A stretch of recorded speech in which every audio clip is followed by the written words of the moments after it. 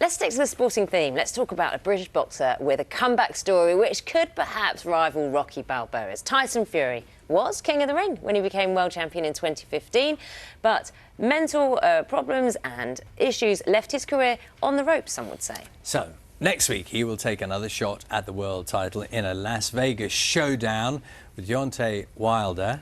One person who's always been in his corner as he prepares is his wife, Paris. Very good morning to you, Paris. Good morning to you. This is quite a patch coming up, isn't it? Yes, it's quite an event. I think it's one of the biggest sporting events happened in our century, to be honest, for boxing especially. How are you feeling about it? Nervous. Always nervous when he fights. It's interesting. Yeah, I was just going to say, you let the cameras in, didn't you? To spend some time with you, kind of at home, seeing what Tyson's like around the kids and just domestic stuff in amongst some of the training. We'll have a little look. Happy about it, but he didn't even ask. Just said, I'm going to marry you. Well, this is a love letter that says, in short, I will part with anything for you. There is only one happiness in life, to be loved and to love. This was the terms of marrying you. Our first kiss was while watching that movie, King Kong. I used to get a lollipop every Valentine's Day. Look how old they are. Paris, get him off him, he's going to eat them. He'd be ill if he eats them. Oh, it's amazing, this, Paris, honestly. Do you know, Paris, I watched the documentary. My favourite sequence was Tyson doing the bins. Yeah, taking the bins out. 2 minutes. Yeah, he's really hands-on. He's got to get in because I'm not doing it, so he's got to do it. But he's got a bit of a thing, hasn't he? About isn't he a bit clean? He likes things tidy and neat. He's a bit OCD, yes. So he actually has that really problem, and he's been diagnosed with it, has he? He has, yeah. Has he? Yes. So he's always busybodying himself around the house. I just let him get on with it. It's quite helpful to me. Who is the organiser at home? I mean, we'll talk about his career and kind of between us, we both sort of share it. I try my hardest not to be the one to book hotels and organise planes and trains and automobiles. I try to avoid that. But as for like keeping us on schedule and keeping us on track, it's me. And in terms of personality, I can't imagine that you are the retiring type, shy and retiring type, to be married and, you know, be equal to Tyson Fury. Yeah, I've had to sort of claw my way up to the top to keep rivaling against him, but we work as a team and we've got to do it together, and I have to stand my ground because obviously if I shied away, I think I'd get lost in the background.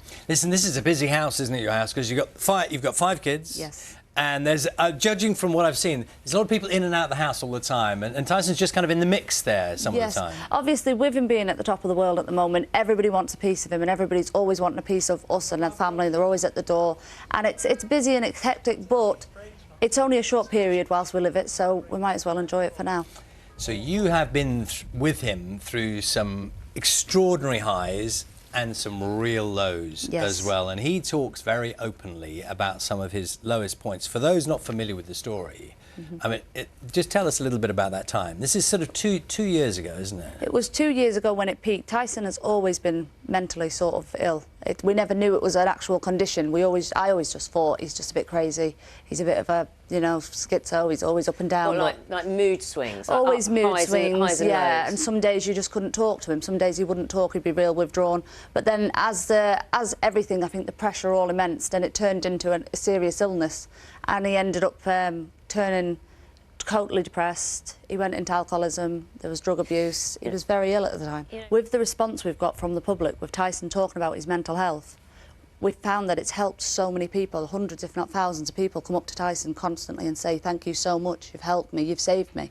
So now I feel strong enough to talk about it. And you've been by his side, what, more than a decade now? Yes.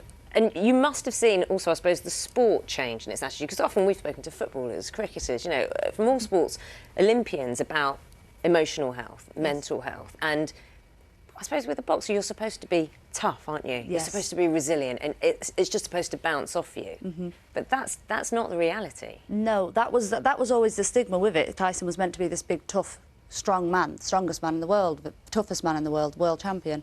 And inside, he was ripped apart.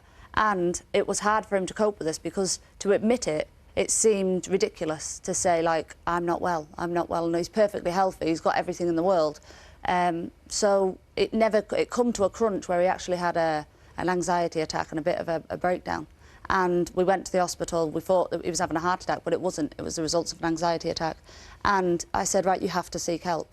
There's something wrong, there's clearly something wrong. And it's not nothing. And when he went and found out and it got a name and a title, it did actually help him. Paris, now we were showing a couple of images there, and I think those were from the last Deontay Wilder fight, which was a draw. Yes, it was. But during that fight, anyone who saw it, maybe people have seen it since, there was a punch thrown by Deontay Wilder that left Tyson out on the floor. Yes. And even the commentators were saying, it's over. Yes, it was. Out. Now, you're his wife. It was the scariest time ever. Well, just, are you in the ring? Are you close by? I'm literally right at the side of the ring. How far away from the ring? From me to you, maybe 10 foot. So you can, he's a huge man, you must feel, feel him fall. I was actually heavly pregnant at the time. I was about 7 months expectant, and I flew over to watch him because I always go, I always support him. And there was a barrier, and I actually thought he wasn't getting up, and I tried to climb the barrier and I couldn't. So I pushed his brother over the barrier and I said, go to him, he's not getting up. Because obviously you have 10 seconds. 10 seconds seems a lifetime. There's a real risk. Deontay Wilder is known as the fiercest puncher in boxing. Did you, when you say you think it's over? I mean that he could have been laid there for a while. Obviously, the dangers in boxing as a sport is real. It's not a game. It's a brutal sport, and someone can really get hurt. So obviously, it is a worry. And then when I saw him getting up, I still was frightened to death. But he started swinging back, and he took the round again, and he started winning against him. When do you think, or would you ever be in a position to say enough? You stop now. I said it after that fight. I said, I think you should stop. I think that's it. I think you've given enough to the sport. You've never lost. Everyone said you won this evening. Why don't you give it in? But that was emotions running high. But Tyson's saying is you can't go swimming and not get wet. It's a boxing match. You're going to get punched. How do the children react? The children... I mean, there must be a balance in kind of what you allow them to see happens to Daddy. That's true. That's exactly what we do. I don't take them to the fights. They've only ever been to one fight. And that was because Dad pushed it, so they kept crying to go, so we let them go. But I don't let them go to the fights for that reason. You can't control what's going to happen in that ring, and the children aren't emotionally old enough to understand what's going on. Boxing is in Tyson's veins, isn't it? His father, his grandfather, they were all boxers. Yes. So you've got, is it 3 boys you have? We've got 3 boys. 3 boys and 2 girls? Yes. So supposing one of them were to say, do you know what? Here's what I want to do. Yeah. It's in the blood. I've seen my dad. I've seen my granddad. I mean... What do I think of it? I dread the thought of that. I remember, I was watching Tyson. Tyson's always been a big, strong man, and I've watched him fight, and I think you can hold your own, and I know you can win. But I remember seeing other family members, younger ones, go into the ring, and it's so nerve-wracking, so I can't imagine what it would feel like if it was my son. And I don't really want them to go into the sport, but I wouldn't stop them. Really? Their dad doesn't push them into it. He tells them he'd rather them do business than sport. He said it's not a good business to get punched in the face for a living. But... Have you spoken to him lately? Because what is it? It's only a few days to the fight, isn't it? Yeah, we're not long off. When did you last speak to him? Literally a few hours ago, because as I'm getting up, if I get up early, he's just going to bed, the time difference. What are his spirits? He is really calm, he's really focused. He's took this camp totally serious. Sometimes he laughs about in camp and they have a joke and they mess. This camp's been took very seriously. It's a serious fight, and he doesn't want the same outcome. He doesn't want no questions asked this time. In terms of training and everything, I mean, are you part of his training and like new regime, or does he just kind of focus and...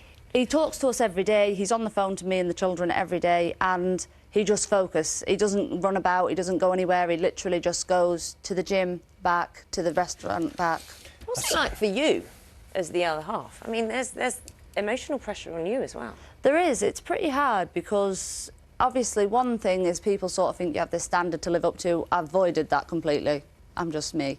And then what do you mean, like as in glamorous or...? Yeah, people sort of think like, oh, well, they wonder when they see you in your tracksuit at the Asda what you're doing there. Well, I'm getting my shopping and running the school run, so...